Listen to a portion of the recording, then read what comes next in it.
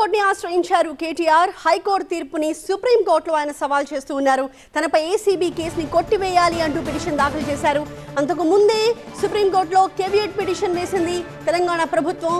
అలాగే ఏసీబీ కూడా కేటీఆర్ సుప్రీంకోర్టుని ఆశ్రయిస్తే తమ వాదనలు కూడా వినాలి అంటూ కేవియట్ పిటిషన్ వేశారు ఏసీబీ అధికారులు అలాగే తెలంగాణ ప్రభుత్వం.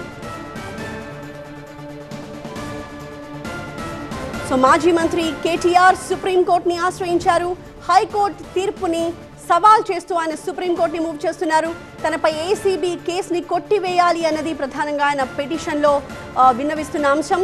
అయితే అంతకు ముందే కేటీఆర్ సుప్రీంకోర్టుని ఆశ్రయించడానికి ముందే సుప్రీంకోర్టులో తెలంగాణ ప్రభుత్వం అలాగే ఏసీబీ కేవియట్ పిటిషన్ వేశాయి.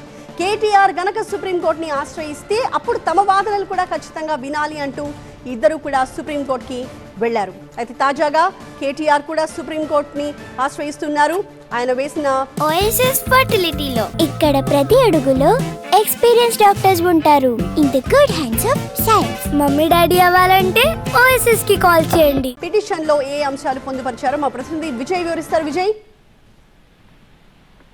మాజీ మంత్రి కేటీఆర్ సుప్రీంకోర్టులో ఆయన తెలంగాణ హైకోర్టు అయితే ఈ రోజు క్వాష్ పిటిషన్ కొట్టేసిందో దాన్ని సవాల్ చేస్తూ సుప్రీంకోర్టు పిటిషన్ దాఖలు చేశారు. రేపు లేదా ఎల్లుండి ఆ పిటిషన్ మెన్షన్ చేసే అవకాశం కనిపిస్తుంది. అయితే విచారణ జరుగుతుందా లేదా దానిపైన ఇంకా క్లారిటీ రాలేదు. ఎందుకంటే సుప్రీంకోర్టులో ఎస్ఎల్పీలు దాఖలు చేసినప్పుడు దానికి నెంబరింగ్ ఇవ్వాల్సి ఉంటుంది. నెంబరింగ్ ఇచ్చిన తర్వాతనే సుప్రీంకోర్టులో ఆ పిటిషన్ విచారణకు ఆలోచిస్తారు. సో అది రేపు జరుగుతుందా లేదా అన్నది రేపు ఉదయం పూట క్లారిటీ వచ్చే అవకాశం కనిపిస్తుంది. అయితే కేటీఆర్ వేస్తున్నటువంటి ఈ ఛాలెంజ్ పిటిషన్ లో తెలంగాణ హైకోర్టు ఇచ్చినటువంటి క్వాష్ పిటిషన్ ఆర్డర్ ని ఆయన దాన్ని ఛాలెంజ్ చేస్తున్నారు. దాంతో పాటుగా ఏసీబీ తన పైన నమోదు చేసిన కేసుని క్వాష్ చేయాలంటూ ఆయన సుప్రీంకోర్టులో పిటిషన్ దాఖలు చేశారు. దీంతో రేపు పిటిషన్ విచారణకు వస్తే ఇప్పటికే దాంట్లో ఉన్నటువంటి కేసుకు సంబంధించి తెలంగాణ ప్రభుత్వం కూడా కేవియట్ 2 పిటిషన్ దాఖలు చేసింది. ఒకటి ఎంఏయుడితో పాటుగా 2 ఏసీబీ కూడా మా వాదన కూడా వినాలంటూ కేవియట్ దాఖలు చేసింది. కాబట్టి ఒకవేళ కేటీఆర్ పిటిషన్ విచారణకు వస్తే రాష్ట్ర ప్రభుత్వం వాదనలు కూడా వినే అవకాశం కనిపిస్తుంది. Thank you Vijay.